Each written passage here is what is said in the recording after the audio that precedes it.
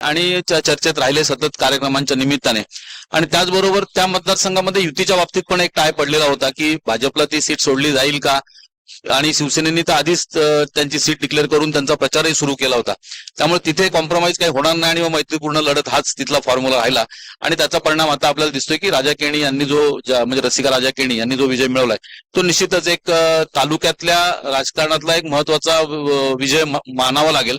कारण जो मतदारसंघ सातत्याने पारंपरिकरित्या शेतकरी कामगार पक्षाचा बालेकिल्ला होता तिथे त्यांनी पूर्णतः ज्या लीडनी त्या निवडून आल्यात त्याच्या निश्चितपणे हे दिसतोय. अर्थात आपल्याला अजून शेतकरी कामगार पक्षाच्या ज्या उमेदवार होत्या ऍडव्होकेट पूजा भगत यांची आकडेवारी अजून आलेली नाही.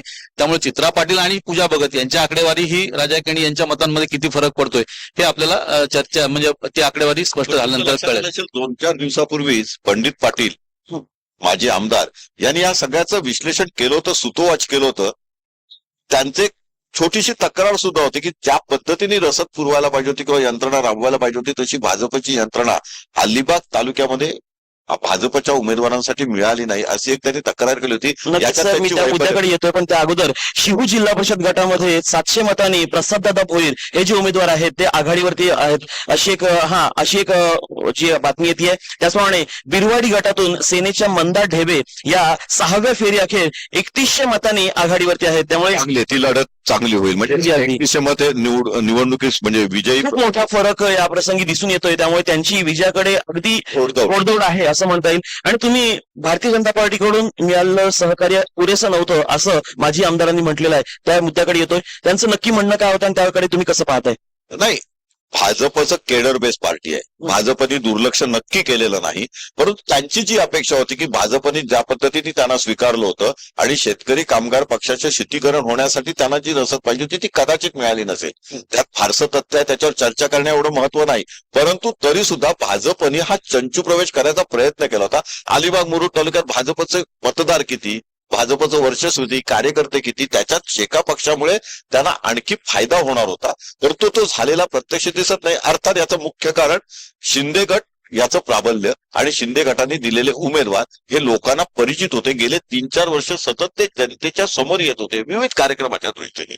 लोककल्याणकारी कार्यक्रम असतील, आरोग्य शिबिर असतील, अनेक कार्यकर्ता शिबिर असतील. त्यामुळे चित्रा पाटीलांना प्रचाराला खूप कमी वेळ मिळाला भाजपच्या वतीने. याच्याकडेही लक्ष घेतलं पाहिजे. पण त्यांचं लढत ही महत्वपूर्ण लढत होती.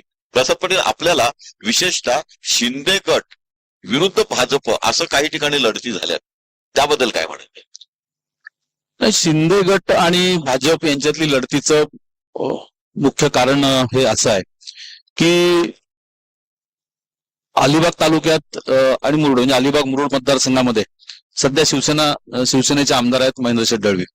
आणि त्यामुळे प्रत्येक आमदाराला असं वाटणं स्वाभाविक आहे की आपल्या मतदारसंघामध्ये आपल्या पक्षाला जास्त प्रतिनिधित्व मिळालं पाहिजे. आणि दुसरी गोष्ट म्हणजे की त्यांनी स्वतंत्रपणे निवडणूक लढवायची ही तयारी पहिल्यापासूनच प्रत्येक पक्षाने ठेवलेली होती, हे आपल्याला दिसेल.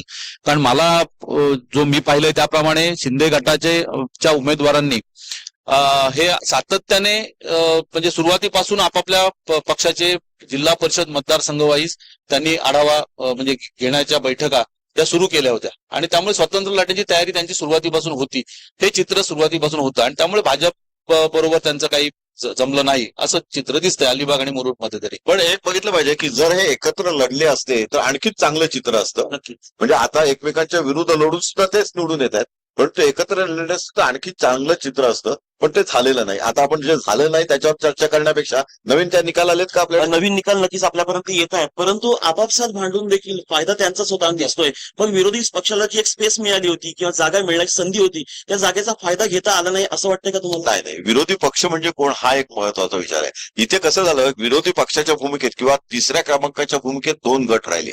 त्याच्यामधला जयंत पाटील यांचा एक शेका पक्ष म्हणजे मूळ शेका पक्ष म्हणता येईल तो निष्प्रभ झालेला दिसतोय. आणि शिवसेना ठाकरे गट ज्याने कधी इथे प्रतिनिधित्व केलं होतं रायगड जिल्हा परिषदेत, अलिबाग तालुक्यात किंवा इतर तालुक्यात शिवसेना ठाकरे गटाची यायची, परंतु ती 2 पक्षामध्ये उभी फूट पडल्यामुळे त्याचा तोटा ज्या मूळ पक्षांना व्हायला लागला. म्हणजे शेका पक्ष, जयंत पाटील गट किंवा शिवसेना ठाकरे गट यांना तोटा झालेला दिसतोय. या निवडणुकीचं महत्वाचं अंग ते विचारात घेतलं पाहिजे. राष्ट्रवादीला तो फटका बसला नाही, कारण इथे मुळातच शरद पवार गट हा अगदी नगण्य. त्यामुळे या फुटीच्या राजकारणात हे 2 पक्षाचा तोटा झालाय. जे मूळ होते त्यांचा तोटा झालाय. जे सत्तेत गेले त्यांचा फायदा झालाय. सत्तेत गेले त्यांचा फायदा झालाय त्याचं महत्वाचं कारण या लोकांना मत दिल्यानंतर आपल्याकडे निधी येऊ शकतो आणि विकासाची गंगा येऊ शकते किंवा आलेली आहे याचा प्रत्यक्ष फायदा त्यांना झालेला आहे. तुम्हाला काय वाटते? आपण म्हणतात तो मुद्दा अतिशय योग्य आहे आणि त्याच्यामध्ये एक गोष्ट आहे की मागच्या जिल्हा परिषदेचा आपण जर विचार केला तर तेव्हा राष्ट्रवादी आणि शेतकरी कामगार पक्ष यांची सत्ता बसलेली होती अगदी बरोबर. आणि त्यावेळेला राष्ट्रवादीचे 12 आणि शेतकरी कामगार पक्षाची 18 अशी संख्या होती. तरी पण अध्यक्षपद हे तेव्हाच्या त्यांच्या कॉम्प्रोमाइज प्रमाणे आदिती तटकरे यांना मिळालेलं होतं. अगदी बरोबर. आणि त्यानंतर राज्यातली सत्ता हा जो अलीकडच्या काळात झालेला बदल आहे त्यामुळे सत्तेकडे लोकांचा ओढा किंवा सत्तेत असणाऱ्या लोकांकडून फायदा होईल हा विश्वास वाटल्यामुळे कदाचित लोक सत्ताधारी पक्षात असणाऱ्या म्हणजे विशेषतः राज्यामध्ये सत्ताधारी जे कोण आहेत ते आता दिल्लीत भाजप आहे आणि त्यामुळे मगाशी तुम्ही जो उल्लेख करत होता की एक ट्रेंड असा आहे की वरच्या केंद्रातली सत्ता त्याच्या खाली बरोबर राज्यामधली सत्ता आणि मग जिल्ह्यातली सत्ता आणि ती अगदी गाव पातळीपर्यंत हाच ट्रेंड लोकांचा आहे की मग सत्तेमुळे आपली कामं होत आहेत त्यांच्याकडनं आपली कामं सहजगत्या मार्गी लागतील हा लोकांना विश्वास हा याचा परिणाम म्हणून आपण जे म्हणलात की आता राष्ट्रवादी मागच्या वेळेला शेका पक्षाबरोबर युतीत होती परंतु नंतरच्या काळात शेतकरी कामगार पक्ष राज्यातल्या सत्तेत नाही किंवा जे विधिमंडळाचं प्रतिनिधित्व जिल्ह्याचं होतं तेही आता राहिलं नाही कारण बाळाराम पाटील शिक्षक मतदारसंघातनं पराभूत झाले. जयंतभाई हे विधिमंडळाच्या त्या विधान परिषदेच्या निवडणुकीमध्ये पराभूत झाले. याचा परिणाम शेवटी लोक सत्तेकडेच लोकांचा ओढा असतो आणि त्यामुळे मतदान त्या पद्धतीने होतंय असा सर्वसाधारण ट्रेंड जिल्ह्यातला सध्या दिसतोय. फक्त याच्यामध्ये एकच आहे की आपण जसं मगाशी उल्लेख केला होता की जिल्ह्यामध्ये सत्तेत म्हणजे राज्याच्या सत्तेत असणारे पक्ष पण एकमेकांच्या विरुद्ध लढत आहेत. म्हणजे मग आता उल्लेख करायचा झाला तर खालापूर कर्जत मध्ये आपण जर बघतो तर तिथे म्हणजे राष्ट्रवादी काँग्रेस पक्ष अजितदादा यांच्या पक्षाची उबाटा बरोबर युती झालेली दिसते आपल्याला आणि हा नगरपालिकेतलाही ट्रेंड होता तसाच तो जिल्हा परिषदेलाही राबवला गेलाय कारण तिथलं शिंदे गटाचे जे आमदार आहेत त्यांचं आणि राष्ट्रवादी काँग्रेसचं अजिबात बिलकुल पटत नाही आणि जिल्ह्यातल्या जिथे 3 आमदार शिंदे गटाचे आहेत त्या तिन्ही ठिकाणची परिस्थिती ही अशीच आहे. आणि तेच गणित महाड पोलादपूरला आणि किंबहुना तेच गणित अलिबागमध्ये सुद्धा आहे. फक्त या निमित्ताने मला एकच मगाशी आकडेवारी सांगितली हा सर मी त्याच्याचकडे येणार होतो की उत्तर रायगड आणि दक्षिण रायगड हे जर का पाहिलं तर 2 भागांमध्ये मतदानामध्ये किंवा मतदारांनी दिलेलं जे मतदान आहे त्यामध्ये बरीचशी तफावत दिसते. त्याचा निरुत्साह दिसतोय कारण महाड मसळा विशेषतः मसळा श्रीवर्धन तळा आणि माणगाव यामध्ये मतदान कमी झालं. जास्त करून बघा तुम्ही तळामध्ये 51% मतदान 51.83 मसळ्यामध्ये 51.36 आणि श्रीवर्धनमध्ये 55.63 हा श्रीवर्धन मतदारसंघ आदितीताईंचा मतदारसंघ आहे. याचं एक लक्षात घ्या याचं एक कारण जर नीट विचार केला तर एक कारण येईल की या तिन्ही मतदारसंघात मुंबईकर मतदार खूप आहेत. रोजंदारीसाठी मुंबईला गेलेले मतदार किंबहुना आणण्यात यांचं अपयश असेल हा एक भाग आणि मुळात ग्रामीण आणि डोंगराळ भाग आहे. पूर्वी सुद्धा इथे मतदान याच पद्धतीने व्हायचं पण यावेळेला जास्त कमी झालेलं आहे. मतदारांतला निरुत्साह दिसतोय पण तो इतकाही निरुत्साह नाही. पण मुळात ग्रामीण भाग आहे डोंगराळ भाग आहे मुंबईतले मतदार आहेत आणि अनेक कारणांनी ते मतदार येऊ शकले नाहीत. आणि दुसरं असं मला वाटतं की या दरम्यान लग्नांचे मुहूर्त वगैरे पण बरेचसे होते निवडणुकीच्या दरम्यान हा एक परिणाम असू शकतो की आणखीन एक आहे की हा मतदारसंघ हा आपली जहागीरदारी आहे. आपलं इतकं काम झालंय की आपण निर्विवादपणे निवडून येणार असा एक अंधविश्वास सुद्धा काही सत्ताधाऱ्यांना होता. ते कार्यकर्ते शिथिल झाले आणि कार्यकर्ता शिथिल झाला की मतदार घराबाहेर पडू शकत नाही. मतदारांना शेवटी मतदान केंद्रापर्यंत आणण्याचं काम हा बूथवर काम करणारा पाय रोवून ठेवणारा कार्यकर्ता असतो. इथे कार्यकर्ते कमी पडले असं सुद्धा म्हणता येईल. या पर्टिक्युलर मतदान कमी होण्याच्या असतं. काही अपडेट आले का? अपडेट येतच आहेत परंतु कार्यकर्ता शिथिल राहिला असं म्हणता येईल किंवा कार्यकर्त्यामध्ये देखील जी वरच्या मंडळींची अर्थात जे आपले नेते आहेत त्या नेत्यांची बदलत्या ज्या भूमिका आहेत कधी यांच्यासोबत कधी त्यांच्यासोबत त्याचा देखील परिणाम तुम्हाला जाणवतो का? होऊ शकतो. याचाही परिणाम होऊ शकतो की कार्यकर्ते काही वेळेला थोडीशी मग तटस्थ भूमिका घेतात. आपल्या नेत्यांची भूमिका जर सातत्याने बदलत राहील तर गावात स्थानिक पातळीवरती काम करत असताना आज एका पक्षाबरोबर युती आहे तर दुसऱ्या पक्षाबरोबर युती आहे मग आपण कशाला कोणाच्या भानगडीत पडायचं.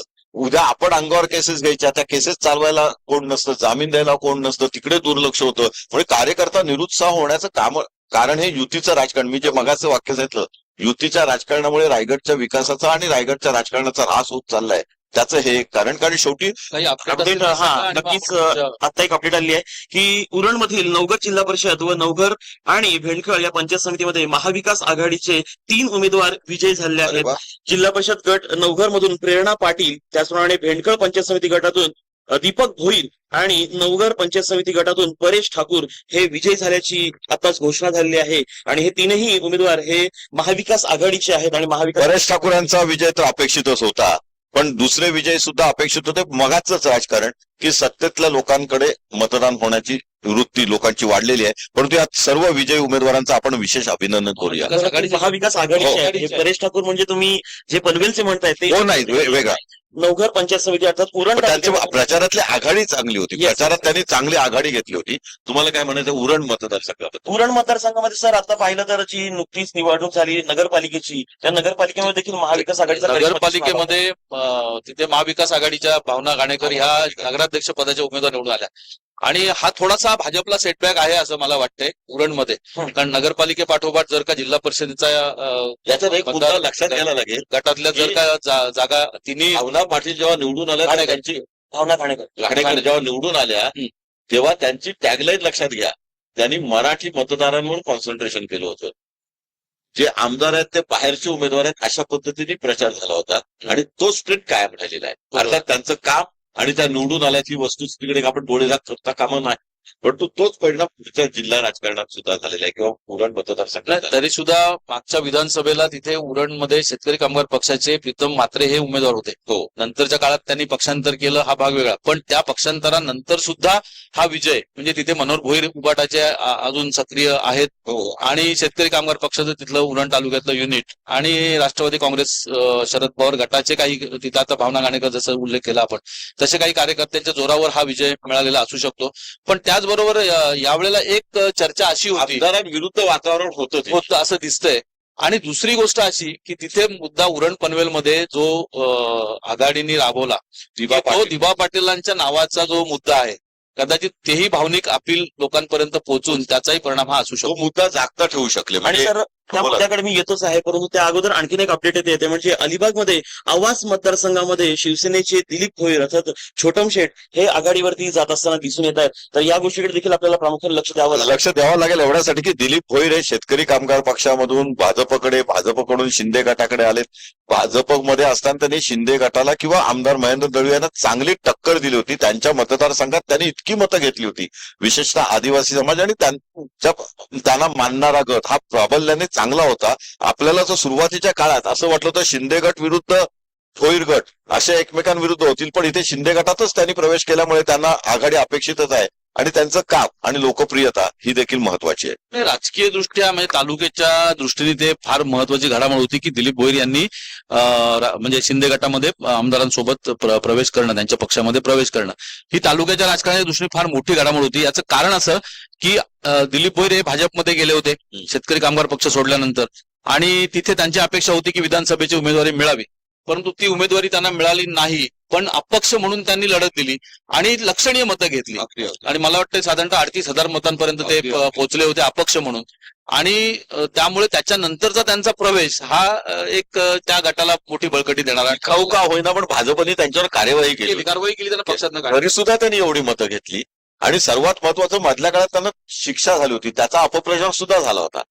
त्यामुळे त्यांना काही काळ तुरुंगवास झाला होता, तरी सुद्धा त्यांनी आपली लोकप्रियता कायम ठेवली. त्यामुळे ते नक्कीच Forget Canva, forget Figma. You can now turn any design into a full stack app without writing a single line of code. या लढतीकडे आपल्याला बघावं असं लागेल. पण सर होत असतं की जर का आपण 2 वर्षामध्ये 2 वेळा त्यांना 2 टर्ममध्ये त्यांना संधी मिळाली होती आणि त्यांनी समाज कल्याण सभापती म्हणून देखील कामकाज पाहिलेलं आहे. आणि त्यानंतर सुद्धा की एक सातत्य आल्यानंतर कधी कधी मतदारांमध्ये त्याचा प्रभाव कमी होत जातो, परंतु आता या ठिकाणी उलट दिसतंय की त्यांचा प्रभाव वाढताना दिसतोय. अधिक शिंदे गट अधिक महेंद्र दळवी यांची मतं आपल्याला अजून त्याचे म्हणजे लीड किती आहे आघाडीवर आहेत, परंतु अंतिम निकालानंतर त्याच्यावर अजून आपण बोलू शकतो निश्चितपणे. आणि पुन्हा एकदा मी थोडा मागे जातोय की आपण नुकतंच जे विमानतळ झालंय त्या विमानतळामधला जो नावाचा मुद्दा होता त्या नावाच्या मुद्द्यावरती पनवेल उरणमध्ये मतदानावरती लोकभावना आहे. लोकभावनेवरती भर देण्यात आला होता. त्याविषयी सर तुम्ही काय सांगाल? पहिली गोष्ट म्हणजे शेवटी तो चेंडू आता केंद्र शासनाकडे आहे. आज वस्तुस्थिती आहे की अजूनही दिवा पाटील आंतरराष्ट्रीय विमानतळे अधिकृत झालेलं नाही. ज्यांनी बॅनर लावले ते खासगी लावले, परंतु सरकारने जे बॅनर लावलेले आहेत, जे निळ्या अक्षरात आहेत, ते सगळे नवी मुंबईचेच आहेत. व्यक्तीचं नाव विमानतळाला देता येईल का? स्थानिक पातळीवरच्या व्यक्तीचं देता येईल का? मग अटल बिहारींचं का नको किंवा बाळासाहेब ठाकरेंचं का नको, असे प्रवाद सुद्धा आहेत. त्यामुळे तो फिसता प्रश्न ठेवणं हे अनेक जणांना सोयीच्या राजकारणासाठी गरजेचं आहे, हे लक्षात घ्या. आणि हा प्रश्न फिसता राहील म्हणून काही विरोधी पक्षवाले एकत्र येऊन दिवा पाटलांचं नामांतरणाचा उल्लेख विशेषतः करतात, परंतु त्याचा आणि विकासाचा काही संबंध नाही. शेवटी विमानतळ सुरू झाले, दिवा पाटील हे लोकनेते होते, खासदारकी त्यांनी लढवलेली आहे आणि त्यांच्याबद्दल चांगल्या भावना लोकांच्या मनात आहेत. परंतु याचा अर्थ केंद्रातलं सत्ता असूनही, राज्यातली सत्ता असूनही, राज्य सरकारने ठराव करूनही विमानतळाला नाव दिलंच जाईल असं नाही. मला तर असं वाटतं हा प्रश्न भिजत राहील. आणि नक्कीच सर, त्याच अनुषंगाने आता पनवेलमधलेही पुढील अपडेट आपल्यापर्यंत येते आणि भारतीय जनता पार्टीकडे आजही लोकांचं लक्ष तितकंच आहे असं म्हणता येईल. कारण नेरे हा जो जिल्हा परिषद गट आहे, त्या गटातून भारतीय जनता पार्टीचे आत्माराम भस्मा, त्याचप्रमाणे पंचायत समिती नेरे या गणातून वर्षा केवटे आणि अदई या पंचायत समिती गणातून भूपेंद्र पाटील हे तीनही भारतीय जनता पार्टीचे उमेदवार विजयी म्हणून घोषणा झाली आहे. त्यामुळे या मुद्द्याकडे तेवढं लक्ष गेलेलं आहे की नाही असं वाटत नाही. विकासाच्या दृष्टीने लोकांनी मतदान दिलेलं आहे आणि त्या अनुषंगाने भारतीय जनता पार्टीचे तीनही उमेदवार नेरे जिल्हा परिषद गट आणि पंचायत समितीचे दोन्ही गट याच्यामध्ये विजयी होताना दिसत आहेत. त्याचं मुख्य कारण तेच, पुन्हा तिथे आमदारांचं प्राबल्य आहे नेरे मतदारसंघामध्ये. आपल्याला काय वाटतंय? हा नेरे हा जो भाग आपण मगाशी उरणची चर्चा केली, नवघरचा निकाल तुम्ही सांगितलं, तर मला वाटतं की तो उरण म्हणजे जो विमानतळ जो आहे हा उरण आणि पनवेलच्या पश्चिम बाजूकडचा भाग आहे. तर साधारणतः तिथे आणि विशेषतः दिवा पाटलांचं मुख्य जे आंदोलनाचा भाग होता हा जासई पट्टा किंवा केंद्रबिंदू त्याचा जासई वगैरे हा होता, त्याच्या जवळ हा होता उरण प्रकल्प. नेरे भागामध्ये हा सिडको प्रकल्पग्रस्तांचा प्रश्न नाही, पण तिथे नैनाचा प्रश्न नव्याने सुरू झालेला आहे. तरी पण शेवटी एकूण ओव्हरऑल बघितलं आपण तर पनवेल तालुक्यामध्ये भारतीय जनता पक्ष शहरीकरणाचा परिणाम हा मुख्य म्हणजे शेतकरी कामगार पक्षाच्या पिछाडीचं आणखी एक महत्वाचं कारण हे आहे की जिथे जिथे औद्योगिकरण वाढलं, जिथे जिथे शहरीकरण वाढलं, त्या भागामध्ये शेतकरी कामगार पक्षाची हळूहळू म्हणजे शेतकरी कामगार पक्ष तिथे मागे पडताना आपण आता स्क्रीनवर बघतोय. महत्वाचं की अमित नाईक हे अभिवादन करतायत, विकास गोगावले अभिवादन करतायत आहेत आणि तिथून ते अभिवादन. आपण इकडेही लक्ष ठेवायला काही हरकत नाही. मगाचा जो प्रश्न होता की नैना प्रकल्प असेल, सिडकोचा प्रकल्पग्रस्तांचा प्रश्न असेल किंवा आता नवीन विकासाचे प्रकल्पग्रस्तांचे प्रश्न, ही आंदोलनं उभी राहत होती कारण विरोधी पक्ष सक्षम होते. आता विरोधी पक्षांची क्षीणता यायला लागलेली आहे, पण आंदोलनांचं महत्व कमी झालेलं नाही. काही एनजीओ आंदोलनं करतायत, पण त्याच्यात बरेच आहे. आदिवासी लँड बाबतचं आंदोलन असेल किंवा इतर रस्ता रुंदीकरणाचं असेल, मोठे मोठे प्रकल्प येऊ घातलेत. या सगळ्याच्या आंदोलनासाठी सुद्धा ग्रामीण राजकारण महत्वाचं असतं आणि त्याच्यासाठी सक्षम विरोधी पक्ष असणं, विरोधातले पक्षातले कार्यकर्ते सक्षम असणं गरजेचं आहे, जे दिवा पाटलांनी सांभाळलं होतं. दिवा पाटील शेतकरी कामगार पक्षाचं प्रतिनिधित्व करायचे, परंतु या सगळ्या 14 गावांचं प्रतिनिधित्व सुद्धा करायचे. त्यातून ते सिद्ध झालेलं नेतृत्व होतं. त्यानंतर भाजपकडे सत्ता आली, पण याच मध्ये नेरेचा मगाशी तुम्ही उल्लेख केला, त्याच्या चौक मतदारसंघ आणि नंतरचा उरण मतदारसंघ, इथे दोन्ही वेळेला शिवसेना, मूळ शिवसेनेचे आमदार निवडून आले होते. देवेंद्र साटम असतील, मनोहर भोईर असेल, पण त्यांना ते सातत्य टिकवता आलं नाही. याचा सुद्धा विचार होणं गरजेचं आहे. आणि नवीन घडीमध्ये आता तर भाजपकडे मतदारसंघ असल्यामुळे भाजपचं प्राबल्य दिसते. आणि नक्कीच आपण सर्वच जण ही रायगड टाइम्स डिजिटल याच्या माध्यमातून प्रत्येक गोष्टीची अपडेट घेत आहोत, निकालाची अपडेट घेत आहोत. आणि एकूणच मी सगळ्या प्रेक्षकांना आवाहन करेन की आज केवळ निकालाची अपडेट घेण्यासाठी नाही, तर रायगड जिल्ह्याच्या कानाकोपऱ्यामध्ये घडणाऱ्या प्रत्येक गोष्टीची इत्थंभूत माहिती मिळवण्यासाठी आपण आपल्या रायगड टाइम्स डिजिटल या युट्यूब चॅनलला सबस्क्राईब करायचं आहे. आणि